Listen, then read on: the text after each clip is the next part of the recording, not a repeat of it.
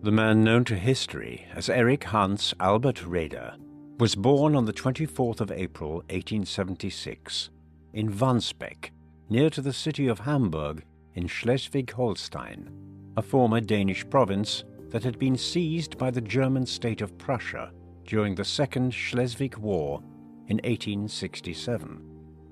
His father was Hans Raeder, a local schoolteacher, whilst his mother, Gertrude, came from a family of distinguished musicians who encouraged Erich's musical talents throughout his early years. Raeder was a gifted student and was given stern encouragement from his parents. His father was a devoutly religious man who instilled in his children principles of discipline, frugality, and obedience. Erich was the eldest of 3 children, and his upbringing had a deep effect upon his leadership style as a naval officer, as would his father's distaste for party politics and his insistence that it was to be kept out of his home. This idea of him being above party politics became ingrained into Erich's worldview from a young age, and would have a lasting impact on his life. Germany had, at the time of Erich's birth, been a collection of small and independent states that shared a common language and cultural traditions, but lacked any unity. In the 1860s, during a period in European history defined by a groundswell of intense nationalism, the large northern German state of Prussia, led by its indomitable Chancellor Otto von Bismarck, embarked on a quest to unify and consolidate the German states into a single empire. Bismarck helped to lead his country into 3 wars in the 1860s, which would establish Prussian supremacy in Central Europe, whilst binding the German states to the Prussian Emperor. The Dano-Prussian War of 1864 led Prussia to annex the region of Schleswig-Holstein in the north, whilst the Prusso-Austrian War of 1866 established Prussia as the dominant power in Germany and effectively excluded Austria from the German nation through the consolidation of German states in a confederation. Finally, the Franco-Prussian War of 1870 resulted in a dominant victory for Prussia and rallied the southern German states to unite with the north and form the German nation in 1871, the new unified state being proclaimed in the Palace of Versailles. Erich was thus born into a young, dynamic, energetic, and yet fragile nation that was eager to assert itself on the European stage and to develop its economic and political potential. Erich grew up in this world of competing empires and a rising Germany. Many Germans were thrilled by the consolidation, believing this would now allow for the German people to finally participate more fully on the world stage, particularly in developing colonies in places like the Pacific, Africa, and China. As Germany consolidated, the German Navy grew in importance and size as the crucial arm of the young nation's imperial dreams. The Navy became an essential part of any colonization scheme, and soon became a source of pride for many nationalists who believed it symbolized the hope and destiny of the German state. Unlike the army, which was still influenced by the individual German states, the Navy was a purely national project, leading many in the German middle class to see it as one of the most noble causes in the nation. In 1894, Raeder made the decision to become an officer in the Navy, despite the fact that he had, up to that point, been studying medicine to pursue a career as a military surgeon. Despite the sudden change in plans, his decision to change professions had the full support of his parents. He reported to the Marineschule in Kiel, the higher education institute of the Imperial German Navy, in April of 1894 to begin his training. Soon after he had entered the Naval Academy, Kaiser Wilhelm II, the German head of state, came to Kiel in order to admit his son, Prince Adalbert, to the institute. The Kaiser's arrival proved to be a defining moment for Raeder, who, after attending a ceremony where the new cadets swore an oath of loyalty to their leader, felt not only that the naval officers were elite vanguards of the new German state, but that he himself was playing a central role in the German national story.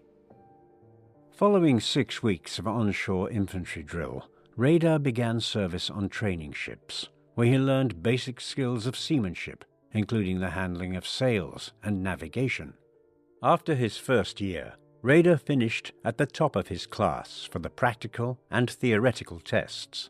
He took 2 more years of advanced training in leadership and naval tactics before graduating as a naval officer in 1897 with the highest honors.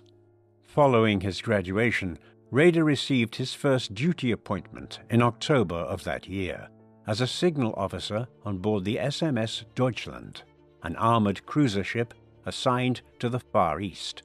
Raeder's voyage to the Far East took him to Singapore as well as Korea and Japan, but more important than his visit to new exotic locations was his observations on what seemed to him and many German officers and officials to be a concerted effort by British and American leaders to curtail the German Empire's efforts to become an international colonial power backed by a strong navy.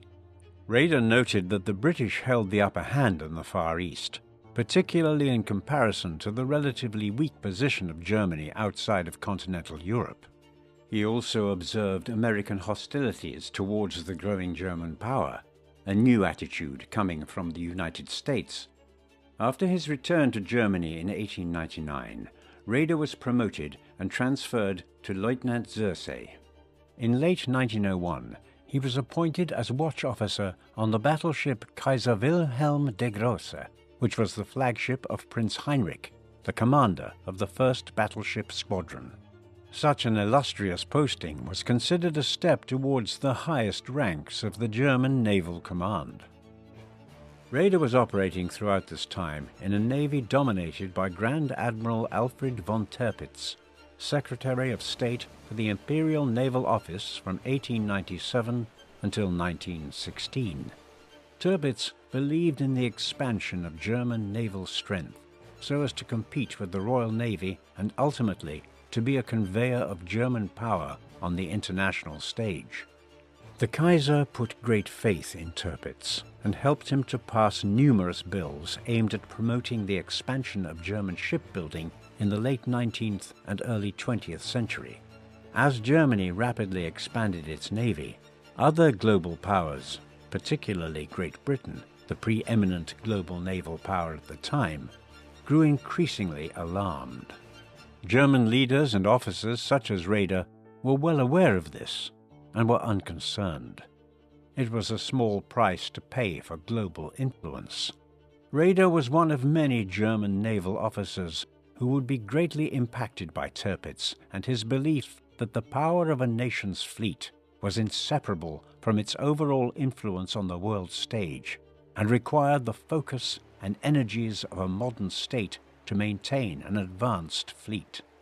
At the heart of Tirpitz's plan was to target the British Royal Navy as a part of Germany's naval expansion, and he undertook to close the gap in the number of ships between the British and German fleets. Tirpitz thought it vital to German ambitions that their fleet be able to pose a substantial enough threat to the Royal Navy that the British would not risk taking it on in battle.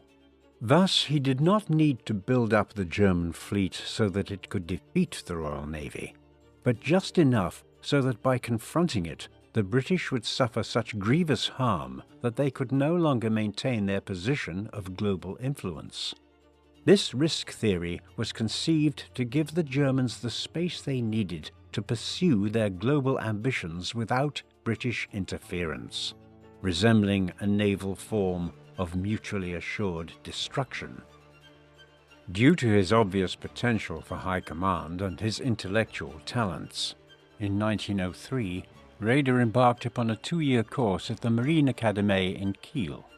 During this time, Raeder married his first wife, Augusta Schultz, and she gave birth to their first child in 1904, a daughter.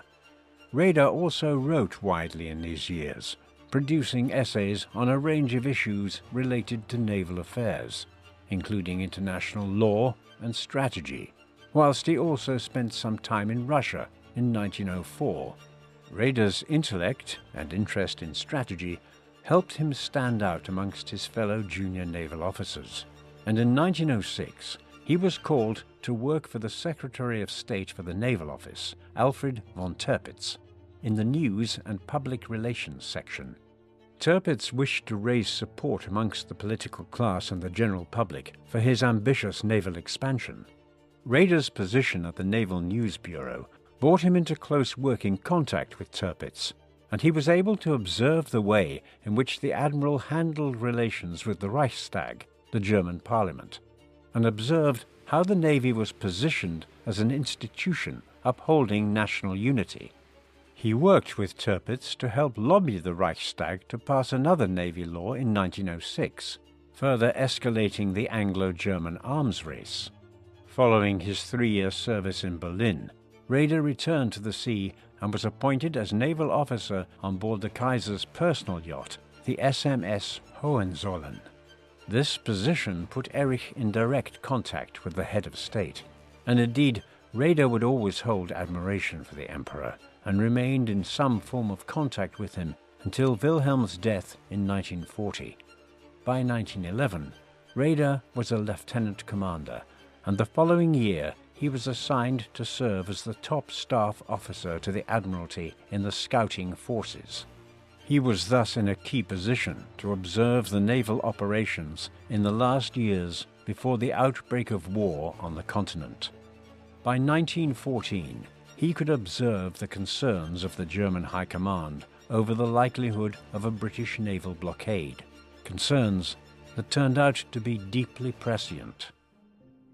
On the 28th of June 1914, when Erich Raeder was 38, shots rang out on the streets of Sarajevo in an event that would live in infamy as the trigger for the greatest conflict the world had yet witnessed.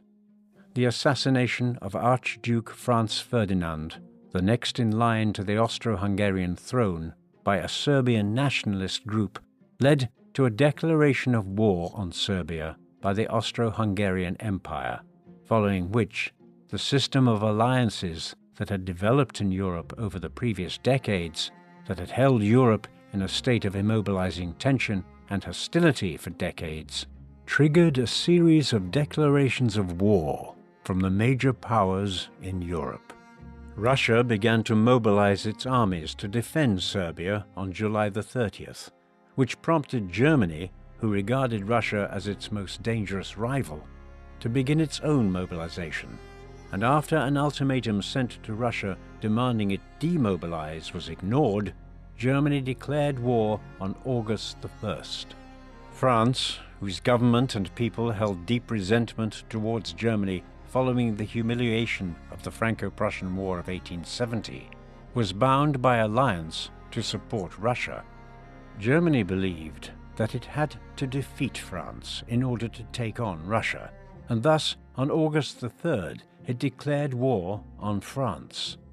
British involvement was not a foregone conclusion, as it was not bound by treaty to intervene in support of France or Russia, despite being allied to both.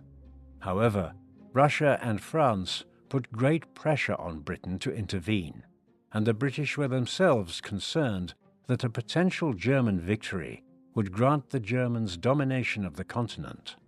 Germany's invasion of neutral Belgium in an effort to attack France tipped the scales for Britain, which had long guaranteed Belgian neutrality, and on August the 4th it declared war on Germany. All the major powers of Europe were now at war. In August of 1914, the commander of the German naval scouting forces, whose role was to carry out reconnaissance for the battle fleet, was Admiral Franz von Hipper, and his first staff officer and chief advisor was Erich Raeder.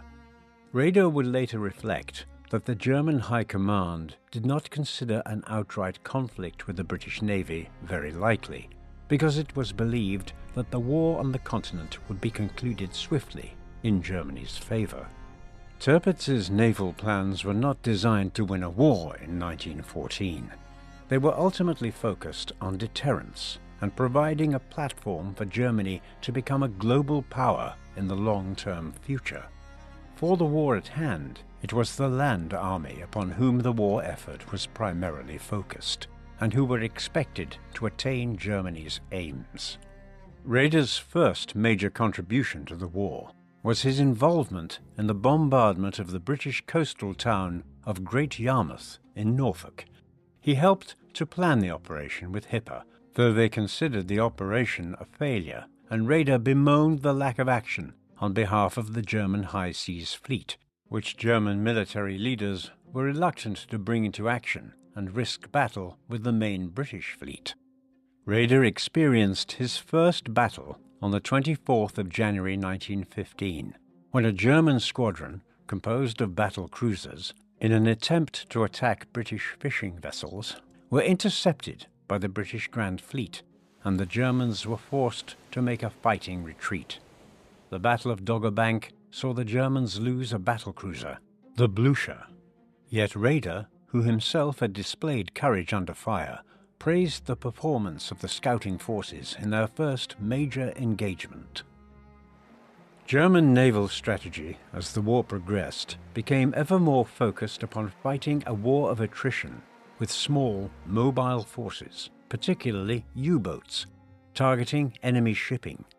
Thus, the bulk of the Navy remained close to home in German waters.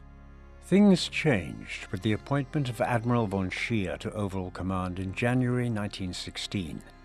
Scheer began to lay the groundwork for a potential major fleet engagement against the British, a strategy that elicited praise from Raeder. In May of 1916, Raeder played a prominent role in planning an attack on British targets in the North Sea that would lead to the greatest naval battle of the First World War, the Battle of Jutland. This battle was a cornerstone of German and British naval history, and its outcome and impact are still contested by historians. Raeder's scouting squadron of battle cruisers under von Hipper's command were to advance towards the Norwegian coast, with the main High Seas Fleet under Scheer's command following around 50 miles behind them. The British, who had intercepted previous German communications, once more intercepted German communications detailing the Germans' plan, leading to the commander of the British Grand Fleet, John Jellicoe, to order his battleships to set out from their base in the Orkney Islands to intercept the German vessels. The advanced units of both forces began to clash at around 2:30 p.m. on the 31st of May. German ships gained the initial advantage in the battle as Hipper's battle cruisers inflicted severe damage on the British vanguard. However, Scheer's High Seas Fleet then stumbled into the firing line of Jellicoe's Grand Fleet and was only able to extricate itself and avoid excessive damage due to the disciplined seamanship of the German crews and the effectiveness of the battleships themselves. It took a great charge from the German torpedoes and battle cruisers straight at the main British line to allow Scheer to escape with his main fleet. The British overestimated the danger of this torpedo advance, and Jellicoe ordered the Grand Fleet to turn away. Raeder's ship sustained heavy damage, forcing him and Hipper to transfer to a torpedo boat where they watched the remainder of the fight, with Raeder being a vital advisor to Hipper during the engagement. Raeder spent hours after the battle working to collect information on the losses and damages sustained by both fleets. Eventually, it became clear that the German Navy could claim victory over the British, having inflicted worse losses on the enemy and in so doing achieving Germany's greatest naval victory in its young history. The British lost 3 battle cruisers, 3 cruisers, and 8 destroyers, compared to the German losses of 1 battleship, 1 battlecruiser, 4 light cruisers, and 5 torpedo craft. Whilst British personnel losses had been heavy at over 6,700 men killed or wounded, in contrast to the loss of little over 3,000 for the German High Seas Fleet. This represented the bloodiest single day in the history of the British Navy, and the initial German reaction was jubilant, the German press advertising their triumph to the nation and to the world. However, as time went on, it became clear that the Battle of Jutland did not meaningfully alter the strategic situation in the North Sea.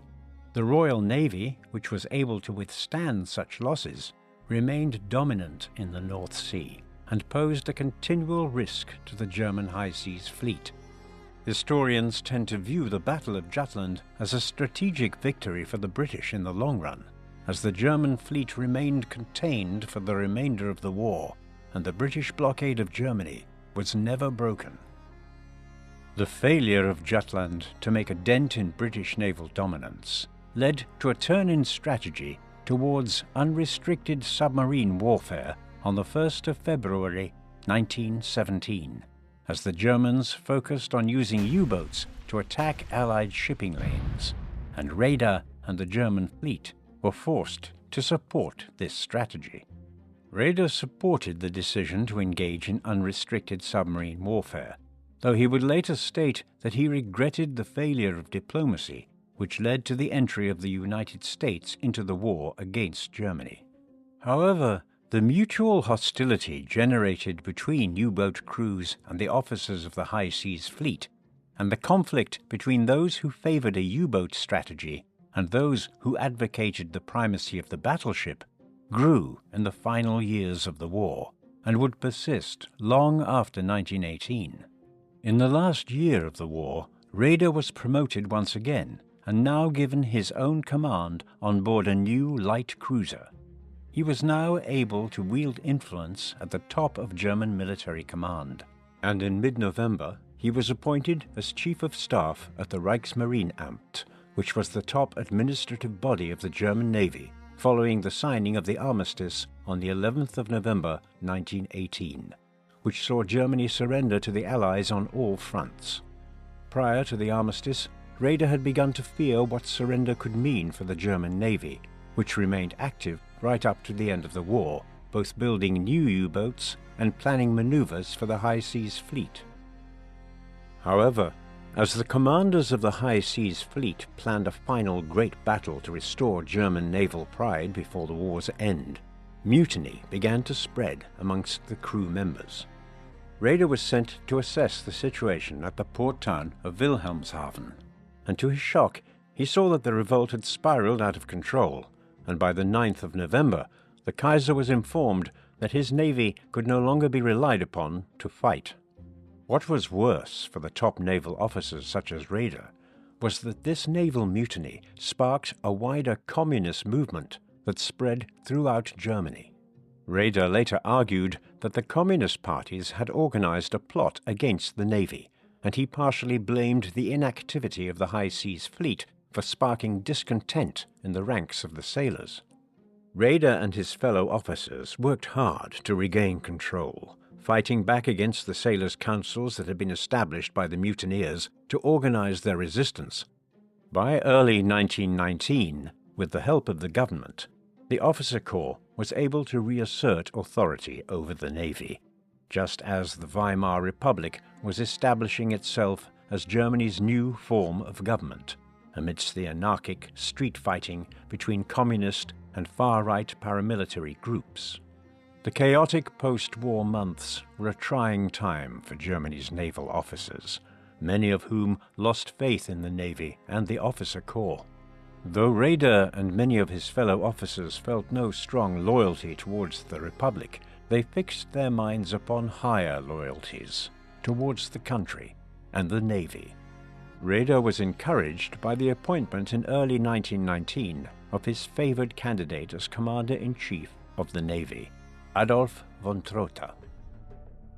Under the terms of the Treaty of Versailles, Germany's naval force was dramatically cut back, with only 15,000 men permitted to serve, along with a total prohibition of submarines. Raeder, however, did not for a moment think this situation would last, and believed that in the future he would help to guide the Navy and indeed the country back to its former glory.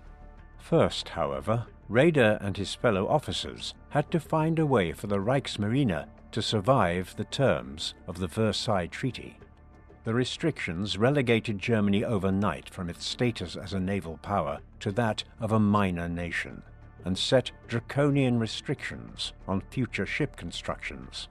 The one positive aspect of the Versailles Treaty for the German Navy was that it united Navy personnel of all ranks in opposition to the treaty, and Admiral von Trotha spoke for the entire institution when he urged the government not to sign it.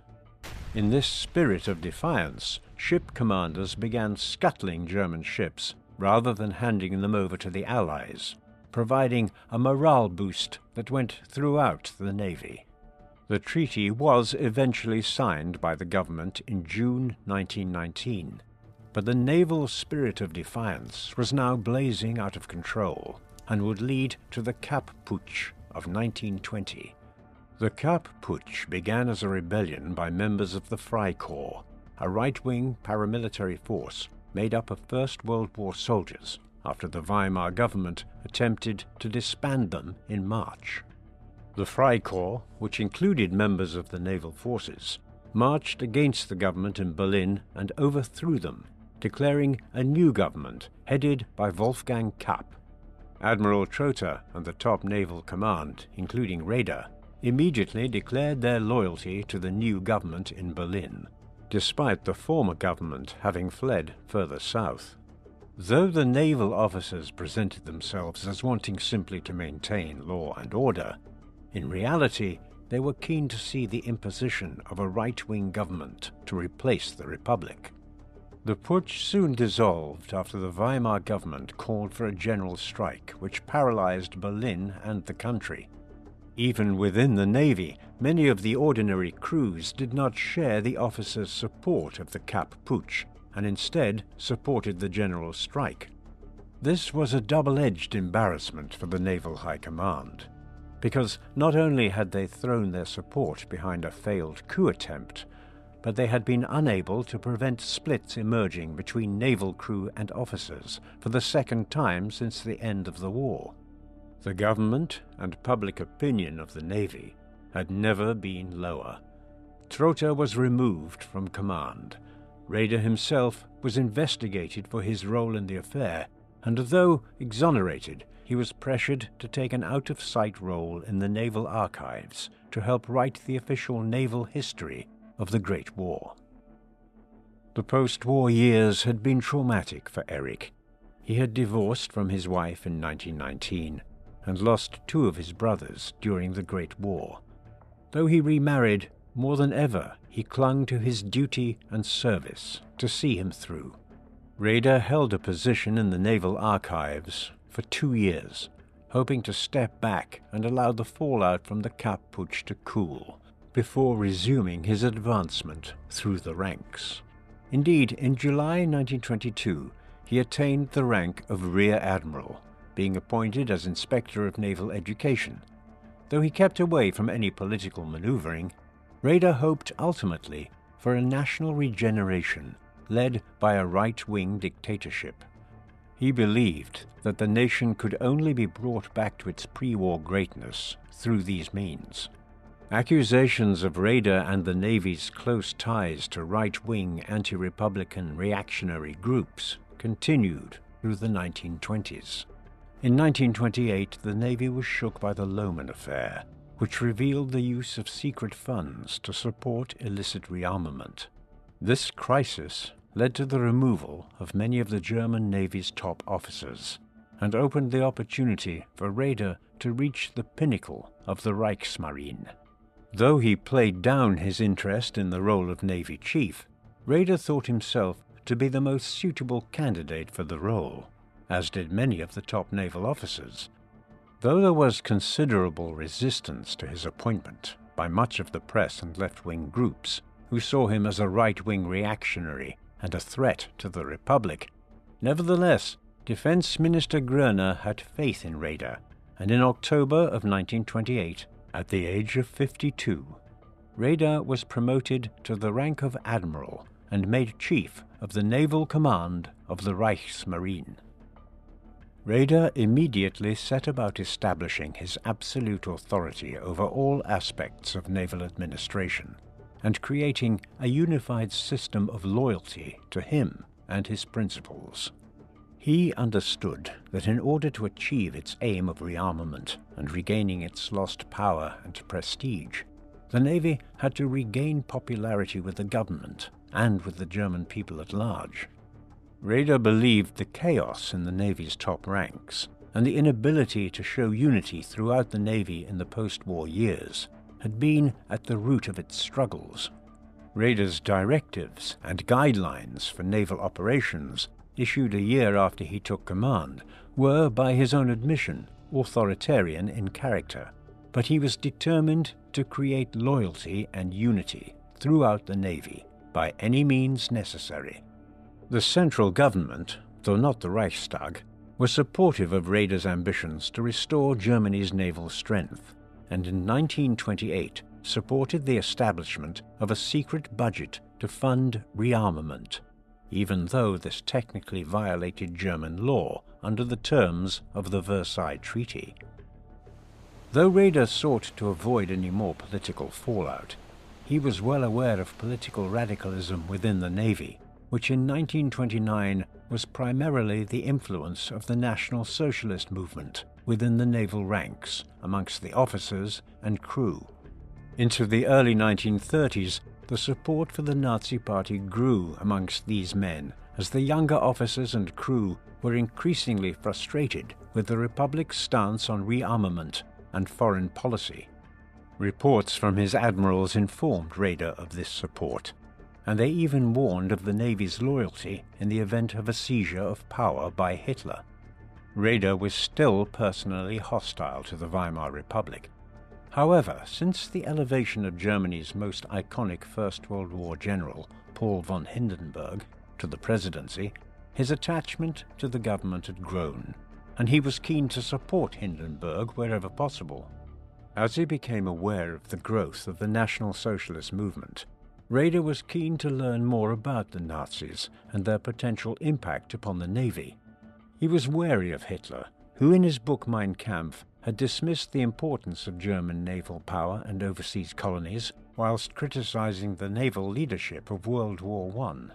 Despite this, Raeder still hoped for the success of the National Socialists, as he supported their nationalistic military empowerment stance and their fervent anti-communism. Raeder still viewed communism as a far greater threat to the Navy. Hitler's appointment as Chancellor in 1933 was welcomed by most of the naval officer corps, including Raeder, heralding what they believed to be the long-awaited leader who would rekindle German national pride and place the military and the Navy once again at the center of the national body politic. Raeder now set about the task of convincing Hitler of the Navy's importance for the latter's plans of national regeneration. Hitler informed Raeder of his intention to abandon the Versailles Treaty and begin naval and army reconstruction, as well as his domestic social goals to enhance national spirit and eliminate unemployment. This was music to Raeder's ears, though in his memoirs, written after World War II, Raeder did not mention Hitler speaking to him of Lebensraum and German conquest, despite other senior military officers reporting Hitler saying this at the time. As Raeder worked with Hitler, he sought to help expand Hitler's vision of the potential of the Navy. Hitler had spent most of his life in Austria and southern Germany, far away from the Baltic and North Sea naval ports, and he had served in the trenches of the Western Front. He thus had relatively little knowledge of or interest in the Navy. Yet, as Hitler and his Nazi party began to monopolize power in Germany by banning rival parties and ruling by decree, it was vital for Raeder to make clear the Navy's total loyalty to him. The Navy thus enthusiastically joined the Third Reich, with the top command encouraging obedience and respect towards the Nazis and merging naval history with the vision of the National Socialists, much to the satisfaction of the Nazi propagandists. Raeder and most of his officers shared the ultimate goals of the pre-war naval command, for the German fleet to become a vehicle for the nation to express global influence. Once the Nazis had revived the nation internally, it was believed, the Navy would rise to prominence as a means of expanding power overseas. Raeder soon took advantage of Nazi rule when in March 1934 he put forward his new shipbuilding program, dramatically overriding the Versailles Treaty by aiming for naval parity with France by the year 1949, constructing new battleships, aircraft carriers, and a large fleet of U-boats. Hitler was supportive of naval expansion, though long-term plans were not accepted immediately. Instead, the Führer involved himself in the gradual expansion of naval build-up ship by ship. Hitler was keen to prevent antagonism with Britain, and Raeder did not see conflict with the Royal Navy as a possibility in the short or medium term. To this end, the Anglo-German Naval Agreement was signed in 1935, allowing the German Navy to be 35% the size of the Royal Navy. This allowed Raeder and Hitler to violate the terms of the Versailles Treaty without drawing diplomatic antagonism from Britain. It is hard to know exactly what Raeder thought about the most extreme ideological elements of Nazism. He does not seem to have been a virulent anti-Semite, although he never protested against anti-Jewish decrees, only registering complaints about how blatant shows of anti-Semitism, such as the Night of Broken Glass riots in 1938, damaged Germany's reputation abroad. He formed strong opposition to many Nazi extremists when they began to infringe upon his authority within the Navy, particularly Reinhard Heydrich and Hermann Göring. Raeder's anti-Semitism was not extreme by the standards of Nazi Germany, but he shared a level of anti-Semitism that was standard among most German conservatives. In February 1934, when an order was made to discharge any Jews serving in the Navy and armed forces, Raeder carried these out without any hint of protest, and even before this, the Navy had long maintained an unwritten policy of refusing to accept Jewish officers.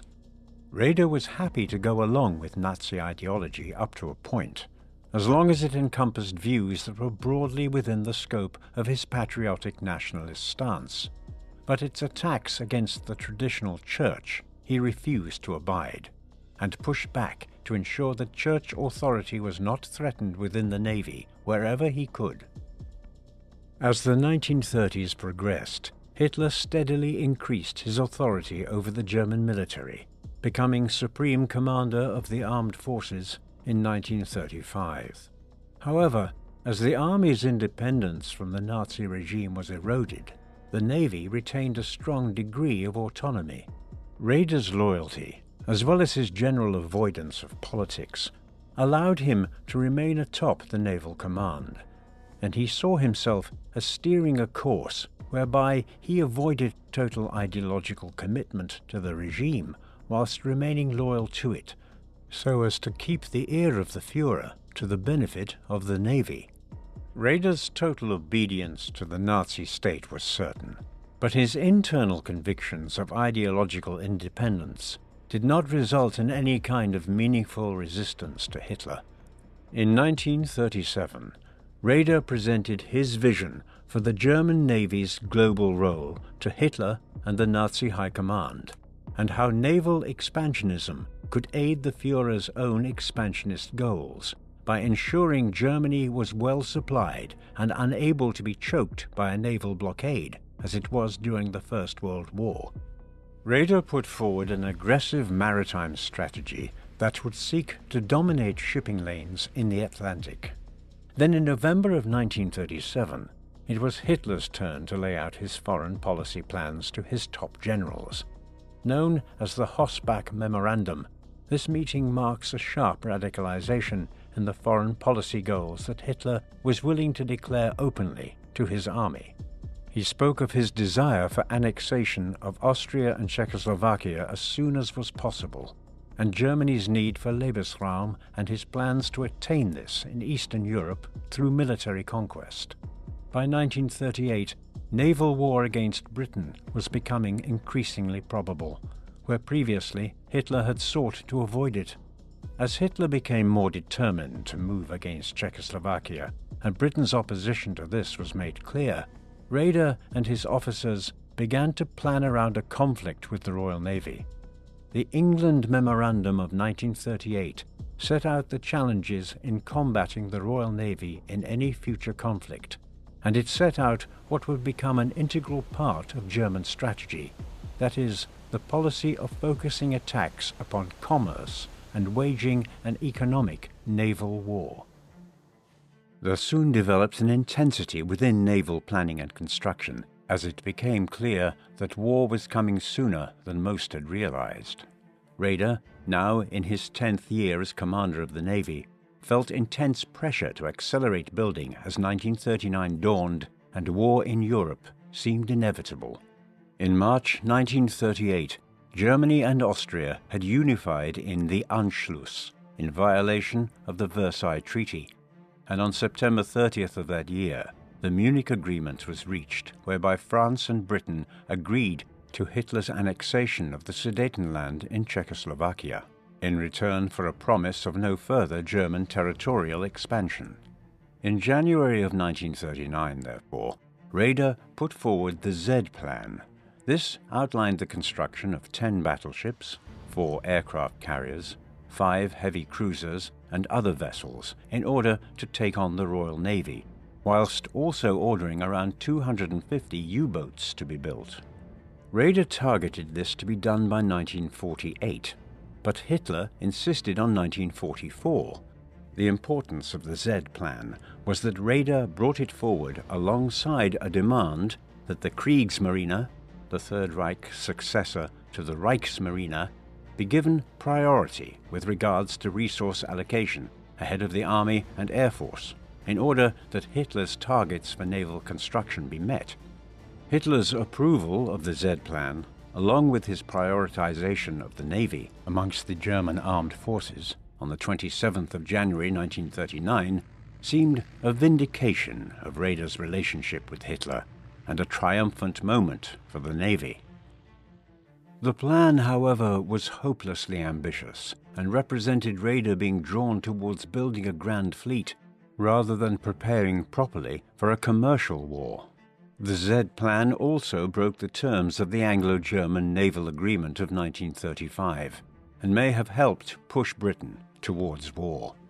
Changing circumstances soon saw the plan fade and the naval prioritization of resources dissipate. In the autumn of 1939, the German fleet was not complete nor ready for a global war. Hitler and the German High Command remained ultimately focused upon the continent rather than future battles on the high seas, and whilst war with Britain was not in Raeder's interests for some years, Hitler's pursuit of his goals on land forced the Navy to be dragged along with him into a war that they were not yet ready to fight. In April of 1939, Hitler made Raeder a Grand Admiral, a rank not held by any other naval commander. Weeks later, Hitler formally abrogated the Anglo-German Naval Agreement. Yet Raeder had faith that Hitler would manage international diplomacy so as not to provoke world war in the immediate future. Raeder's supreme faith in the Führer showed its first cracks when Hitler invaded Poland on the 1st of September 1939. Following the invasion 2 days later, Britain and France declared war on Germany. Raeder recorded his reaction, stating that, "Today the war against England and France broke out, which the Führer had previously assured us we would not have to confront until 1944, and which he believed he could avoid up to the last minute." Raeder stated that his naval forces were in no way ready for the conflict with the Royal Navy, and that in spite of a well-organized fleet of U-boats, they were still too weak to exert a decisive influence on the war. Nevertheless, Raeder resolved not to allow the Navy to be the mostly passive observer that it had been in the First World War. The start of the war shifted Hitler's priorities towards the land war on the continent and towards the Soviet Union, with the Navy never again receiving priority in terms of resource allocation. Raeder wanted more attention focused towards the global war at sea against Britain, whose Royal Navy had proved a decisive factor in the last World War. Along with Karl Dönitz, commander of the Navy's U-boat squadrons and mastermind of Germany's attacks on Allied shipping in the Atlantic, Raeder pressed Hitler to expand U-boat production, though production never reached the levels that were required. Raeder was encouraged by the early success of German ships in attacking British vessels, with many Royal Navy ships sunk in the opening weeks by Germany's sudden attacks on the shipping routes. Raeder sought to build on this with a campaign to lay mines along the east coast of Britain, which succeeded in causing damage to a number of British ships. As the German army geared up to strike west after the successful invasion of Poland in late 1939, Raeder saw an opportunity for the Navy to make a major contribution to the war effort. The reputation of the Navy had been dinted in the eyes of the Führer during the Battle of the River Plate off the coast of South America. The Graf Spee, a damaged German ship facing a British force, was scuttled by its captain, thus saving the lives of his men, rather than fighting to the death. Hitler firmly believed that German forces everywhere had to fight to the last man, and was furious upon hearing of the scuttling. Raeder emphasized to his men that they must fight to the death rather than surrender, and he now looked to redeem the Navy in the eyes of Hitler. Raeder had long been considering moves against Scandinavia to take advantage of its geography. In particular, the Norwegian North Sea coast had numerous locations for German naval bases, from where a more effective U-boat campaign against British shipping could be launched. In addition, the occupation of Norway would prevent Allied forces linking up with the Soviets through Finland, whilst also protecting vital iron ore shipments from Sweden, and Raeder believed the British to be planning for a Norwegian occupation of their own. In October 1939, with the approval of Hitler, planning for a Norwegian campaign was underway. The Allies saw Norway as vital to the German war effort, as German steel production was reliant upon iron ore from Sweden that was exported to Germany through Norway, and particularly through the crucial port of Narvik. As the Allies realized that German plans for an invasion were underway, they decided to challenge the Germans by making invasion preparations of their own. On April the 9th, German troops moved into Norway in a lightning attack, whilst Norwegian waters swarmed with German ships. German troops rapidly seized Oslo and a number of key ports along the coast. At the same time, Germany sent ships into Copenhagen harbor to land their troops and seize control of Denmark. As German troops moved up through Norway, combined attacks by land and sea targeted its northern ports, with German destroyers landing troops to seize the important port of Narvik. The Allies focused their counterattack on Narvik and managed to retake the port from the Germans on the 28th of May. However, with the collapse of the French armed forces by mid-June, the Allies found little reason to continue holding the Norwegian port and had evacuated Norway, leaving it in German hands.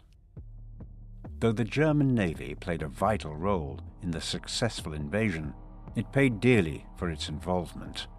As the Allied submarines mobilized, they caused severe damage on German transport ships, whilst dive bombers sank the cruiser Königsberg in Bergen Harbor.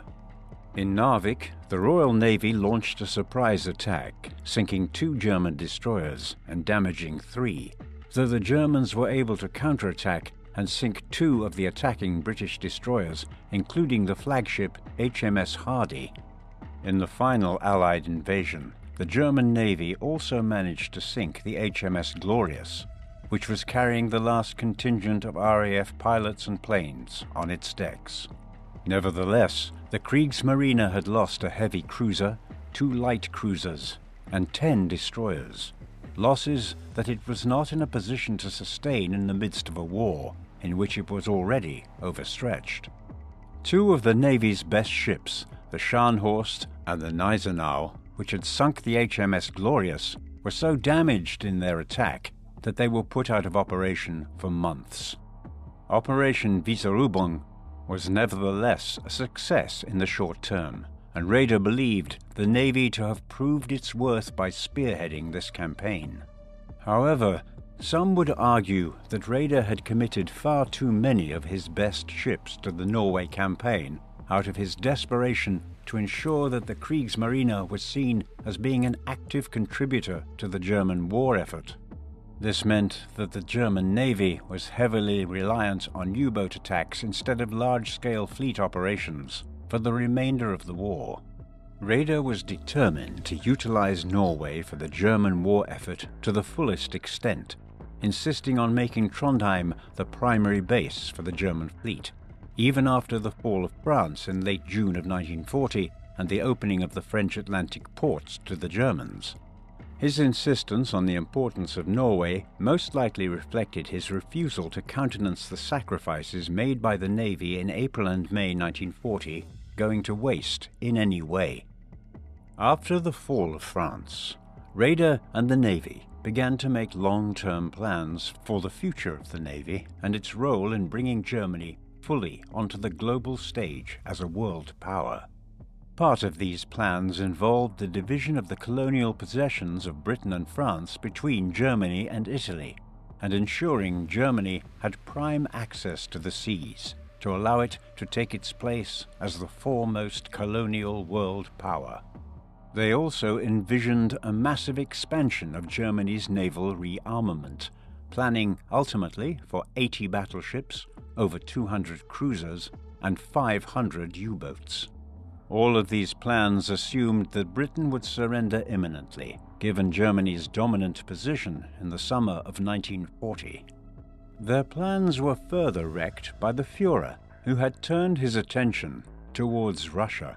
However, in August 1940, Hitler still was focused on Operation Sea Lion, the invasion of Britain.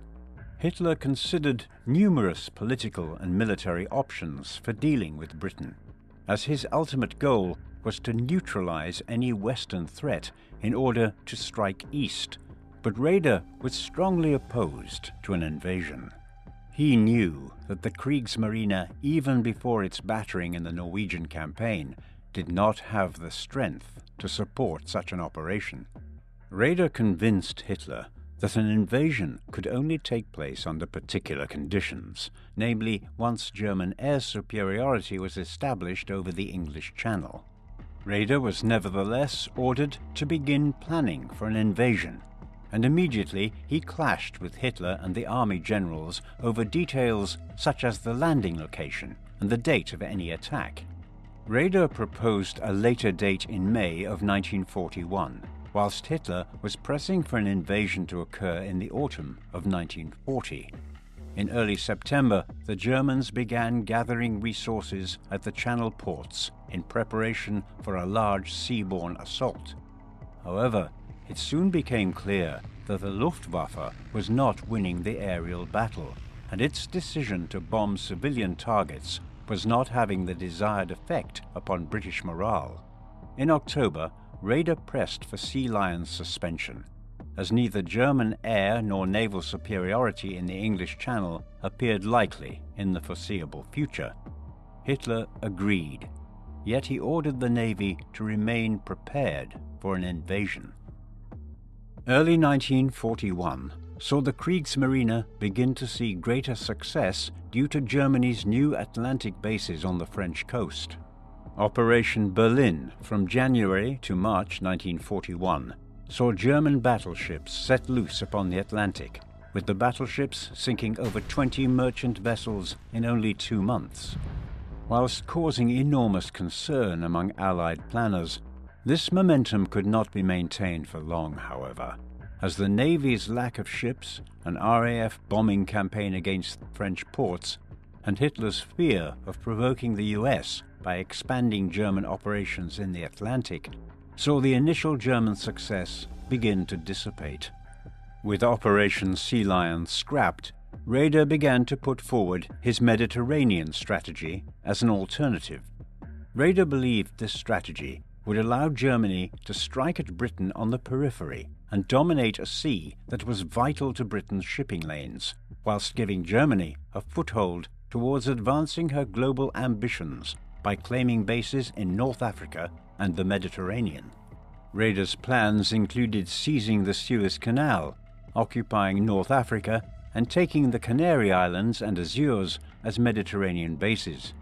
Though promising, his Mediterranean plan was thwarted by Hitler's relative lack of interest and the Italian presence in the region, which the dictator of Italy, Benito Mussolini, insisted on being his sphere of influence.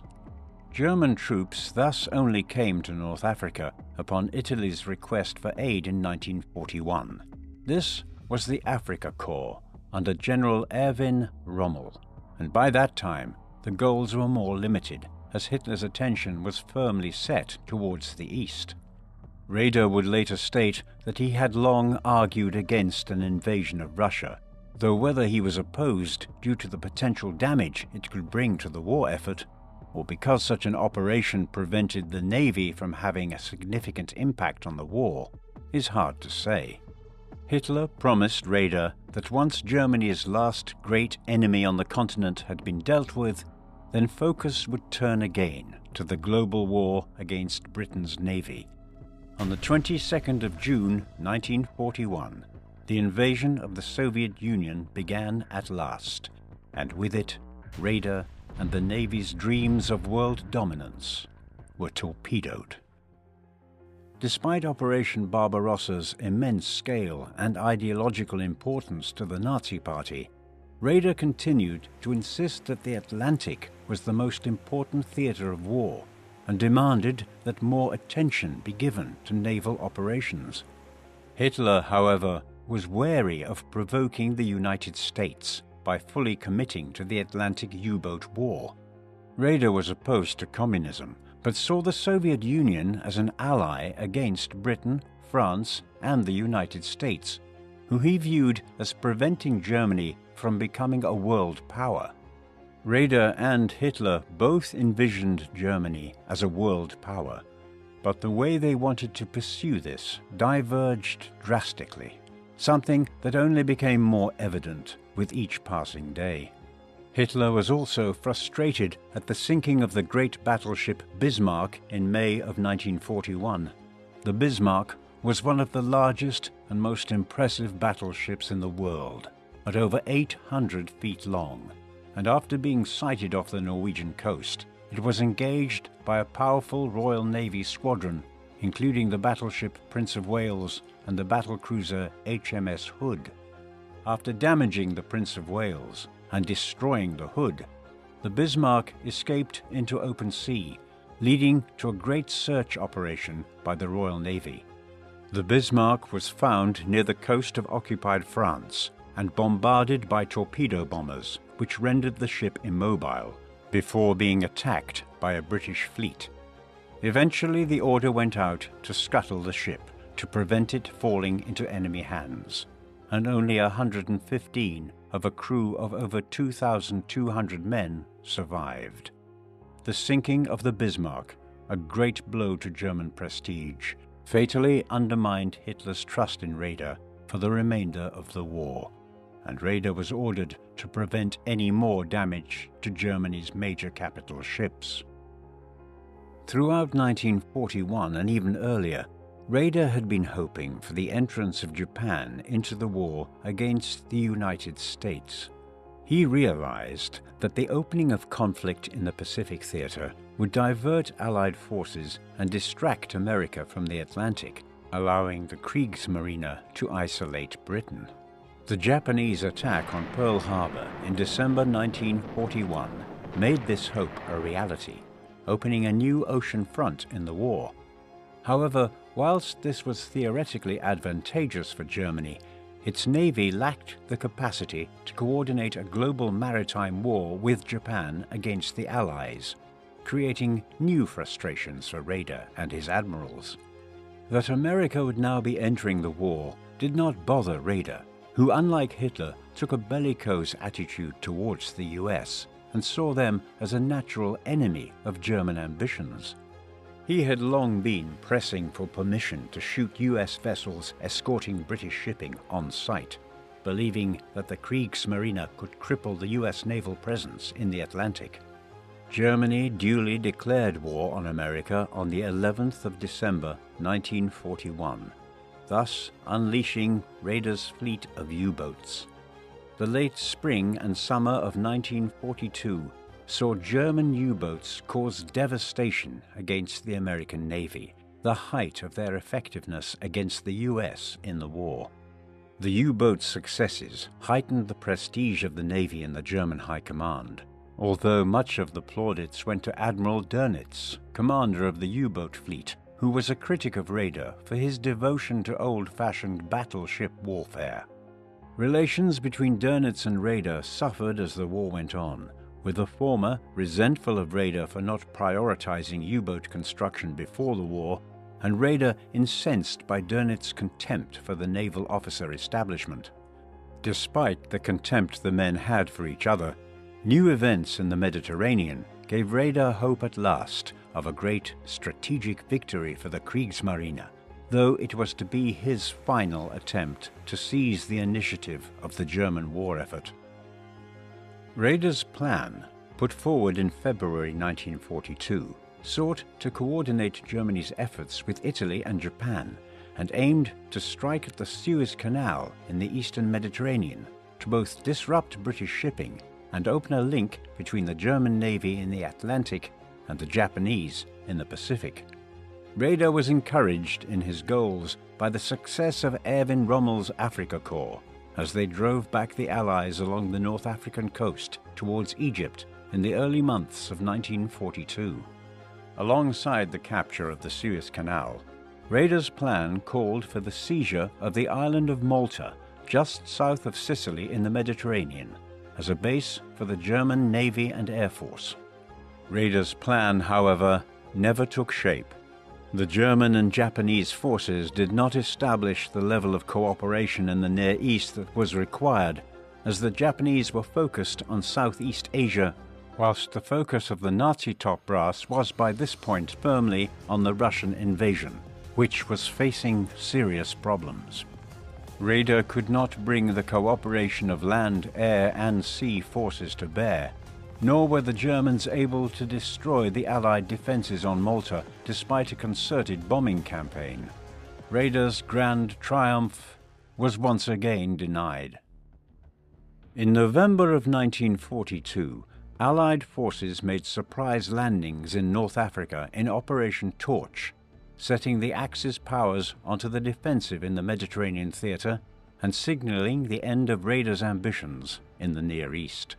Though German U-boats continued to be successful in the Atlantic, traditional warships were bottled up in ports surrounding continental Europe. This further diminished Raeder's prestige, as his advocacy for surface ships and their role in the Atlantic came to be seen as a failed strategy. Since the Bismarck's sinking, surface ships had hardly played a role in the Atlantic theater.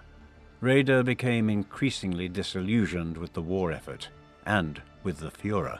The fatal incident occurred in late December 1942, when a German surface squadron in the North Sea spotted Allied shipping heading towards the northern Russian port of Murmansk.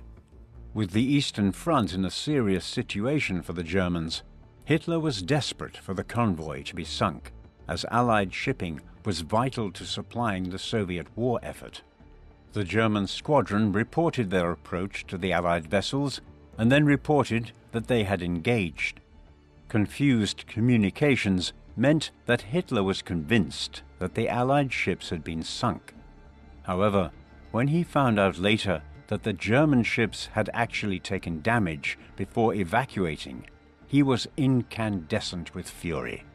His explosions of anger at Raeder and the Navy reflected his despair at Germany's failing war effort overall. But instead of aiding the cause, it instead damaged Hitler's relationship with the Grand Admiral beyond repair, as Hitler had attacked not just Raeder, but the honor and spirit of the Navy itself. Raeder was not suited to the world of cutthroat political intrigue that now surrounded Hitler, and as he refused to spend his time lingering in the Führer's inner circle, he became more isolated from the center of decision-making. Raeder clashed with many of those closest to Hitler, such as Hermann Göring and Joseph Goebbels. Admiral Karl Dönitz, an ideologically committed Nazi, was far more popular than Raeder with Hitler's inner circle, and as an increasing rift developed between Raeder and Dönitz over U-boat policy, the latter came to be seen more and more as the leading figure in the Navy, and Dönitz himself became more contemptuous of Raeder's authority. Dönitz was known to ridicule Raeder's obsession with battleships, which he labeled as dinosaurs. In January 1943, just weeks after Hitler's furious criticism of him following the failure to intercept the Murmansk shipping convoy, Raeder met with Hitler and asked to be relieved of his duties at the end of the month, an offer Hitler readily accepted. In his last memorandum, Raeder bemoaned the sudden outbreak of war which had prevented the Navy from building the fleet that he had envisioned. He also praised the spirit of the Navy in taking the war to the Allies despite being greatly outnumbered. Raeder's pleas to recognize the importance of the fleet was to no avail. Shortly after he departed, Hitler and Dönitz decommissioned the Navy's large surface ships to focus upon U-boats, tanks for the Eastern Front, and Western coastal defenses. Germany was now well and truly on the defensive, and Raeder's ambitions, held by the old naval establishment since German unification, for a grand surface fleet to dominate the globe, were finished. Raeder made no attempt to denounce Hitler or the Nazi regime. Far from it. Upon his stepping down from command, he urged the Navy to retain the utmost loyalty to Hitler and to the National Socialist State. In his retirement, Raeder stayed out of the war for its remainder, though he visited Hitler shortly after the assassination attempt against him on the 20th of July 1944 to assure him of his personal loyalty. As Soviet troops approached Berlin, Raeder would not countenance fleeing the city and remained to see the unconditional German surrender on the 7th of May 1945. Raeder was placed under house arrest by the Soviet military and was then sent to Moscow as a prisoner of war, though he was well treated. When he learned that he was to be tried as a war criminal by the Western powers, Raeder was shocked and contemplated serving for the Soviet Union as an alternative. Raeder nevertheless appeared at the Nuremberg trials, where an international military tribunal was held to prosecute Nazi leaders for their crimes against humanity and international peace. Officers from the US and Royal Navy urged against prosecuting Raeder and Dönitz, but these objections were overridden by the prosecution. Raeder's trial lasted for 6 days, from the 15th to the 21st of May 1946. The tribunal did not allow the presentation of any evidence regarding the actions of the Allied powers, which Raeder found particularly galling. During the trial, he had to defend his actions in building up the Navy in violation of the Treaty of Versailles, which he insisted was built up for defensive rather than offensive purposes, and his support of Hitler. Raeder defended himself at all times, seeking to protect the independence of the Navy, and he insisted that the Navy was not ready for war in 1939, and thus he had not sought conflict. Raeder stated that he had no knowledge of the Holocaust, and that if he had, he would have moved to intervene. Above all, he insisted that he had fought the war fairly, as a soldier rather than a criminal. In the end, Raeder was found guilty on counts of conspiracy to commit crimes against peace, waging a war of aggression, and war crimes. He was sentenced to life imprisonment. Raeder requested to be executed by firing squad instead, but this was denied. There has been debate amongst historians as to whether this judgment against Raeder was excessively harsh. Raeder's waging of war is not judged by most to constitute war crimes, as the German Navy fought no differently than the Allies at sea. However, Raeder's tenacious support of the Nazi regime once they were in power cannot be denied, and even if he was not involved in the most hideous aspects of the regime, support from top military men like him enabled the Nazis to take hold of the German state apparatus and inflict horrors against humanity. Raeder, now 70 years of age, was imprisoned at Spandau on the outskirts of Berlin. Previously used to intern opponents of the Nazi regime, it now housed Raeder along with 6 other high-profile Nazi leaders who were found guilty in the Nuremberg trials. These included Karl Dönitz, Albert Speer, and Rudolf Hess. Raeder was released after 10 years in prison, at a similar time to Karl Dönitz, and upon their release they made a public display of solidarity. His release had long been campaigned for by his family and by his naval colleagues. He spent the final years of his life working on his memoirs, which he published in 2 volumes in 1956 and 1957, under the title Mein Leben, My Life. The focus of this work was on portraying a sympathetic and positive picture of the Navy and Raeder's role within it. He also involved himself in supporting the Bundesmarine, the new West German Navy, encouraging officers of the Kriegsmarine to join the new force.